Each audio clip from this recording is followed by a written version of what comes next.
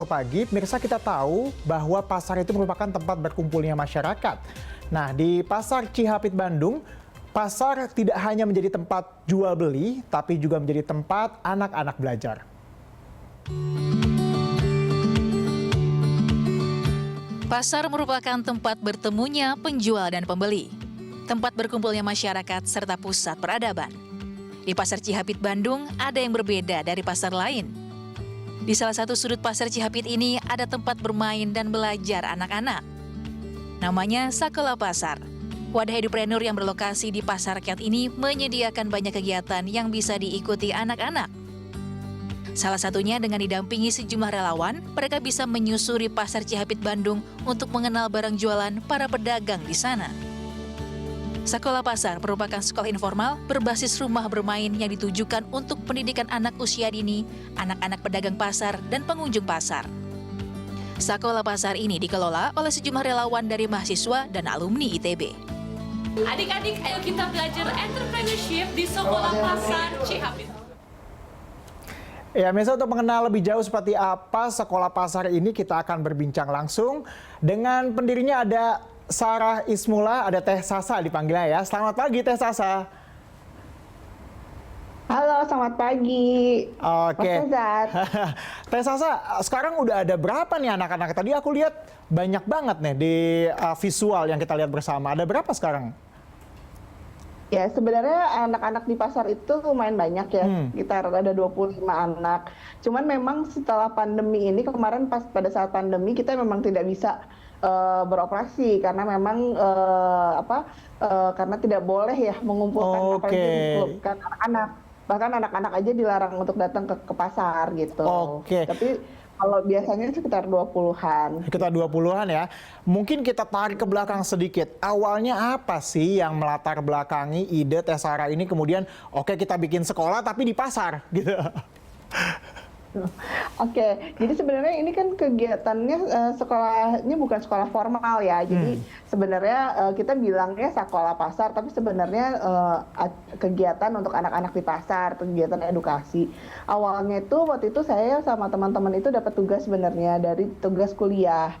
Salah satu tugas kuliahnya itu kita harus revitalisasi pasar gitu, dalam artian kita membenahi pasar lah, dan waktu itu sudah dilakukan sebenarnya sama angkatan sebelumnya.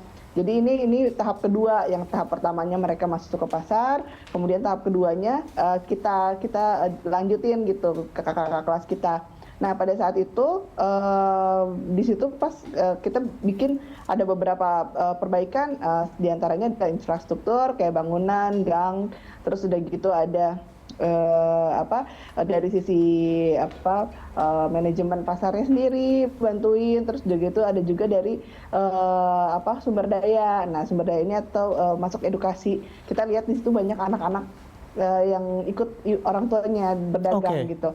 Jadi sebenarnya anak-anak ini memang belum saatnya sekolah waktu itu, jadi memang belum usia-usianya bukan usia sekolah. Nah, jadi karena banyak dan memang pasarnya ini memungkinkan untuk anak-anak ada di situ, kenapa nggak kita bikin juga kegiatan untuk anak-anak? Akhirnya kita mencoba membuat kegiatan anak-anak. Pada saat itu kita mulainya setiap hari Jumat gitu. Jumat, terus waktu itu belum punya tempat nih. Kalau di sini kan foto udah ada tempat kan. Nah, sebelumnya belum ada tempat, masih pindah-pindah dari kios yang satu ke kios yang lain. Kalau ada kios kosong baru kita pakai kayak gitu. Dari tahun berapa ya Teh ini mulainya? 2016. 2016, dan kemudian awalnya kan ini tadi Teh Sasa cerita bahwa ini awalnya cuman project gitu aja ya, project kuliah kita bisa bilang begitu ya. Nah, sekarang apa kemudian yang melatar belakangi akhirnya Teh Sasa melanjutkan Jadi, gerakan ini sampai sekarang? Oke, jadi sebenarnya gerakan ini juga nggak saya sendiri, tapi banyak banget orang-orang yang support gitu di sini, termasuk dari para pedagang sendiri. Jadi salah satu yang kenapa sekolah pasar ini bisa tetap ada itu karena satu kita disupport sama paguyuban pedagang pasar. Jadi di sini pedagang pasar tuh punya paguyuban yang memang support banget sama kita. Kemudian pada saat terus waktu itu kan kita udah sering tuh bikin kegiatan-kegiatan anak-anak seperti ini. Terus udah gitu banyak media juga yang meliput. Nah dari situ mulailah waktu itu kebetulan ada program BUMN hadir untuk negeri. Nah dari situ dia pengen bikin tempat bantu untuk bikin tempat untuk anak-anak, space anak-anak di situ. Akhirnya dibikinlah bangunan sekolah pasar itu di Cihapit. Kayak gitu. Dari program BUMN hadir lagi waktu itu. Jadi banyak banget supportnya, misalnya dari misalnya dari waktu itu kan dari SBM ya, kita dari mahasiswa MBA itu dari masyarakat, dari teman-teman juga di sini banyak banget teman-teman yang mau share ilmunya. Jadi kalau sekolah pasar kan kita kan ada kayak bukan bintang tamu ya, kayak expert visit gitu ya. Jadi orang-orang yang misalnya ada punya kafe, dia pengen share tentang kopi gitu untuk anak-anak, terus apa gitu kayak gitu. Oke, menarik banget nih Teh Sasa. Apa ya, ketika kemudian Teh Sasa ini memulai begitu, kemudian juga akhirnya berjalan, apakah gerakan ini memang dikhususkan di pasar Cihapit saja? Ada nggak ide misalnya kayak bisa nih kayaknya kita kembangkan ke tempat-tempat lain, bukan cuma di pasar, kan ada banyak tempat lain gitu. Ada nggak ide seperti itu sampai sekarang nih Teh? Sebenarnya banyak yang pengen sih, cuman kan memang kita satu keterbatasan juga, ada keterbatasan dari resource kita. Jadi kayak memang kalau misalnya ada beberapa pasar-pasar juga yang sudah memungkinkan gitu ya. Jadi mereka akan support gitu. Kalau seperti itu ya mungkin kita juga bisa support, saling support gitu.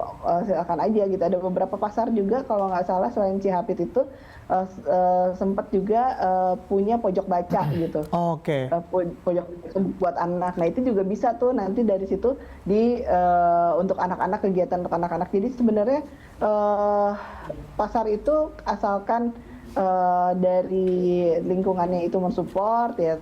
Bisa jalan ya. Itu salah satunya ya, salah satunya adalah support dari pengelola pasar. Pengelola pasar. Gitu kan. Terus udah gitu dari pedagang-pedagangnya support sama kita gitu.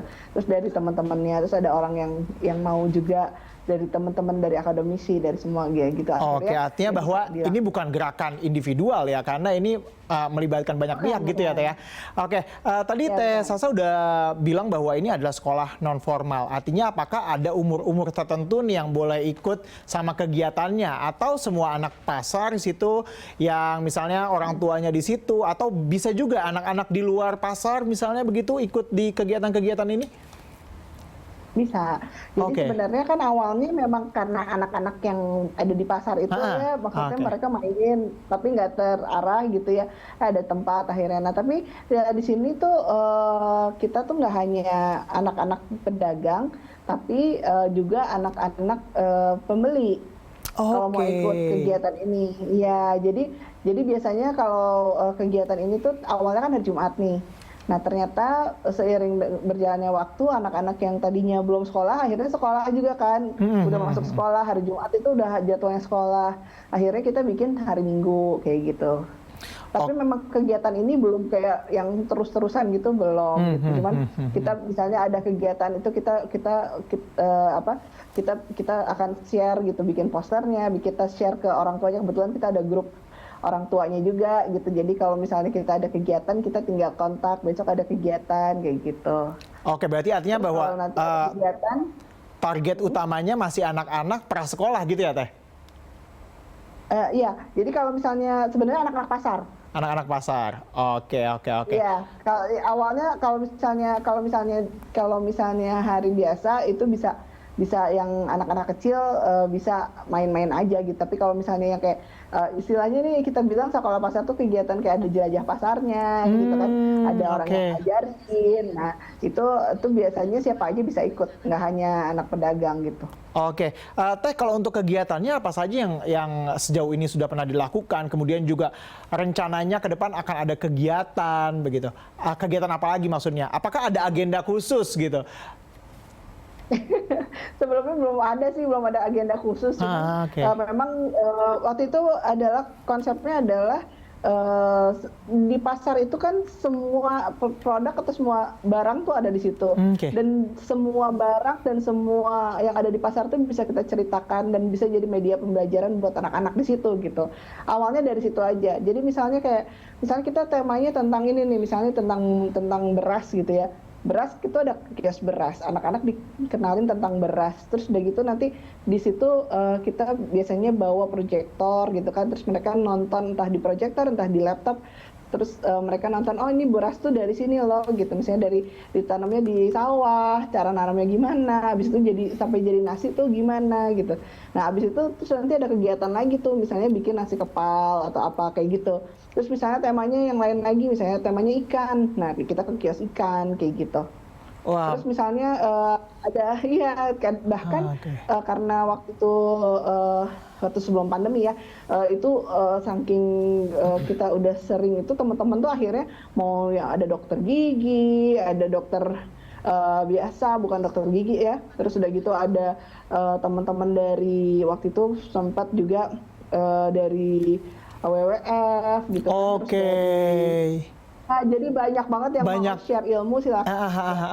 Artinya bahwa gerakan ini terus berkembang ya, dan juga banyak yang turut serta ke dalamnya. Tapi untuk pengajar sendiri ini siapa sih Teh yang memutuskan untuk misalnya saya nih pengen share gitu kan ilmu saya di sekolah pasar itu gimana caranya? Kemudian juga untuk relawan sendiri yang misalnya kayak siapa yang mau mengajar di sana, yang mau mengeducate anak-anak di sana itu siapa aja sih Teh? Itu ya biasanya kontak-kontakan sama saya aja, jadi belum yang sampai kita punya kurikulum atau apa sih, enggak gitu, masih yang kayak kumpul, oh ya kita temanya tentang ini gitu, temanya tentang tahu atau misalnya tentang peralatan pasar gitu atau apa gitu, seperti itu. Jadi misalnya kalau ada itu biasanya teman-teman kontak saya, terus nanti kita jadwalin kapan bisa, terus nanti saya kumpulin anak-anaknya gitu untuk ayo kita ada belajar tentang ini gitu, ada yang temanya ini, misalnya temanya tentang laut, kerjasama sama teman-teman dari oceanografi ITB gitu. Misalnya temanya tentang apa lagi gitu. Kadang-kadang juga nggak hanya dari mahasiswa ya, tapi biasanya dari dosen-dosennya juga banyak yang support juga gitu. Waktu itu pernah dari dosen dari yang jelas dari ITB, dari UPI, terus dari Telkom University itu suka mau support, dan nggak hanya untuk anak-anak sih, mereka karena tahu ada kegiatan edukasi, kadang-kadang mereka mau sharing juga untuk pedagang. Jadi biasanya kontak saya, bisa nggak untuk kita bikin pelatihan tentang pencatatan keuangan buat pedagang gitu misalnya, atau misalnya tentang digital marketing buat pedagang atau jualan online gitu untuk pedagang. Nah itu suka juga gitu. Ini menarik banget nih ya. Artinya bahwa satu gerakan bisa menimbulkan efek domino juga ya, buat para orang tuanya juga akhirnya belajar sesuatu yang baru begitu karena adanya sekolah pasar ini. Teh, tadi kan Teh Sasa tempat cerita bahwa karena pandemi ini akhirnya sempat terhenti begitu kegiatan ini begitu kan ya. Kapan kira-kira ini akan mulai atau bahkan sudah mulai sekarang? Kalau nggak salah sih beberapa waktu lalu sudah mulai lagi diteruskan sih sama teman-teman mahasiswa yang lebih ini ya. Nanti kalau misalnya teman-teman juga mau coba ke Cihapit lagi bisa kontak juga. Nanti kita bisa ini, cuman baru-baru aja sih kayaknya, baru akhir tahun ini lagi mulai. Karena sebelum-sebelumnya kita juga karena juga bahkan di bawahnya sekolah pasar itu dijadiin posko untuk paham. zaman COVID itu ya gitu. Kalau terkait biaya, apakah dipungut biaya untuk ikut kegiatan-kegiatan ini Teh? Ya, jadi kalau biaya tuh nggak dipungut biaya. Jadi apalagi untuk anak-anak pedagang memang kita udah komit untuk gratis ya, segala sesuatunya gratis. Jadi memang yang ngasih sharing ilmu juga gratis seperti itu. Terus kalau misalnya waktu itu sempat ada juga kita menerima bayaran kalau misalnya waktu itu dari peserta umum, tapi kita batasin memang karena memang sekolahnya kan kecil ya, nggak terlalu besar gitu. Nah, jadi waktu itu sempat juga kita buka pendaftaran untuk umum, tapi itu juga uangnya untuk operasional kayak gitu. Paham. Kalau untuk syaratnya sendiri ada nggak kalau untuk peserta umum ini? Misalnya kayak ada anak di luar pasar mau ikut terlibat di dalam kegiatan-kegiatan yang ada di sana. Apakah ada syarat khusus misalnya usianya atau sekolahnya begitu? Enggak sih, enggak. Cuman tapi biasanya anak-anaknya ya seumuran TK SD gitu. TK SD ya? Oke, berarti enggak yang sampai besar karena kan memang anak-anaknya di situ juga yang kecil-kecil gitu ya. Oke. Ke depan Kelas 6 paling itu. Oke. Teh Sasa, harapannya ke depannya ini mau dibawa kemana nih kira-kira nih? Mau akan jadi sebesar apa gerakan ini nih kira-kira? Mimpinya sih besar ya, pengenin sih di setiap pasar bisa seperti itu. Cuman memang masih perlu support dari banyak pihak gitu. Oke. Targetnya sih pengennya dari setiap pasar-pasar kita bisa bikin sekolah pasar gitu ya. Cuman ya itu kalau misalnya nanti kita harus bikin ya komitmen bersama lah biar bisa tetap berjalan gitu. Terus gitu juga banyak sih mimpi-mimpinya yang pengen diwujudkan gitu ya. Kan kita tuh pengennya gini loh, maksudnya sempat juga saya kan juga nggak sendiri juga ya, dibantu sama teman-teman dan ada mentor saya juga gitu ya. Terus pengennya tuh kan sebenarnya kita pengen bikin edukasi, sebenarnya ini tuh sekolah pasar tuh awalnya juga pengen tentang edupreneur, jadi belajar entrepreneurship buat anak-anak pedagang gitu. Karena mereka tuh sebenarnya udah punya bekal dari orang tuanya kan, ngelihat orang tuanya berjualan seperti itu, tinggal dipoles dikit. Tadinya tuh pengennya misalnya kalau orang tuanya jualan ayam, ayam potong, anaknya bisa punya bisa jualan yang lebih ini lagi, misalnya punya restoran ayam atau apa. Iya. Ada added value-nya begitu ya. Ada added value. Oke, terima kasih. Itu impiannya. Teh Sasa atas perbincangan kita di pagi hari ini. Kita doakan Teh Sasa dan juga teman-teman sehat selalu. Kemudian juga ini gerakannya bisa berjalan atau berlari pasca pandemi ini. Kemudian juga seperti harapan Teh Sasa tadi, semoga kita juga doakan bahwa akhirnya ini bisa menular begitu. Banyak pasar yang punya sekolah, begitu ya. Itu juga akan menumbuhkan jiwa entrepreneurship dari para anak-anak yang ada di pasar ini. Terima kasih Teh Sasa atas waktu dan kesempatannya. Kita mungkin di lain kesempatan bisa berbincang kembali. Selamat beraktivitas, Teh. Oke, terima kasih.